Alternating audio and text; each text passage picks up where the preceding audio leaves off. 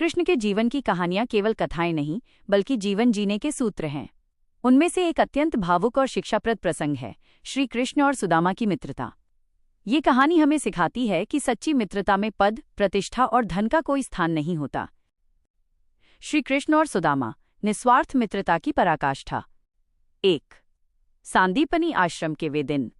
श्री कृष्ण और सुदामा की मित्रता के बीज गुरु सांदीपनी के आश्रम में बोए गए थे।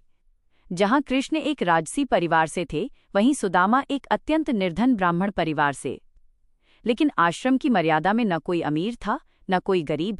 दोनों साथ में लकड़ियां चुनते, भिक्षा मांगते और साथ ही वेदों का अध्ययन करते। एक बार वन में लकड़ियां काटते समय भारी वर्षा होने लगी। सुदामा के पास थोड़े चने थे, जो गुरुमाता ने दोनों के लिए दिए थे। भूख और ठंड के कारण सुदामा ने वे चने अकेले ही खा लिए। कहते हैं कि उन चनों में दरिद्रता का श्राप था, जिसे सुदामा ने अपने मित्र कृष्ण को बचाने के लिए स्वयं स्वीकार कर लिया। 2. सुदामा की विपन्नता।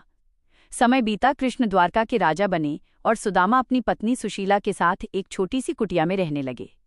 उनकी गरीबी का आलम यह था कि कई बार उनके बच्चों को भूखे पेट सोना पड़ता था। सुशीला अक्सर कहती, स्वामी, आपके मित्र तो साक्षात द्वारकाधीश हैं, आप एक बार उनसे मिलते क्यों नहीं? सुदामा संकोच करते थे, लेकिन अंततः पत्नी के आग्रह और अपने मित्र को देखने की तीव्र इच्छा के कारण वे द्वारका जाने को तैयार हो गए। 3. भेंट के लिए तंदुल चावल। सुदामा के पास अपने मित्र को भेंट देने के लिए कुछ नहीं था।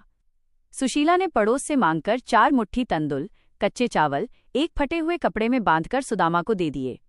सुदामा फटे हुए वस्त्रों और कांपते पैरों के साथ द्वारका पहुंचे। 4. द्वारकाधीश का स्वागत।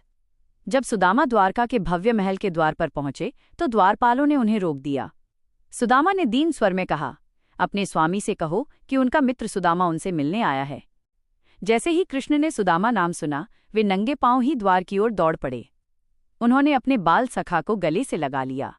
महल के लोग हैरान थे कि एक चक्रवर्ती सम्राट एक निर्धन ब्राह्मण के चरणों में बैठा है। श्री कृष्ण ने सुदामा के फटे हुए पैरों को धोने के लिए जल मंगवाया, लेकिन उनकी आंखों से इतने आंसू गिरे कि जल की आवश्यकता ही नहीं पड़ी। देखी सुदामा की दीन दशा, करुणा करी कै करुणा निधि रोए, पानी परात को हाथ छुयो नहीं, नैनन के जल सौ पग धोए। 5. 3 मुट्ठी चावल का मोल। कृष्ण ने सुदामा से पूछा, मित्र, भाभी ने मेरे लिए क्या भेजा है? सुदामा अपनी पोटली छिपाने लगे, उन्हें संकोच हो रहा था। लेकिन कृष्ण ने पोटली छीन ली और बड़े चाव से 1 मुट्ठी चावल खाए।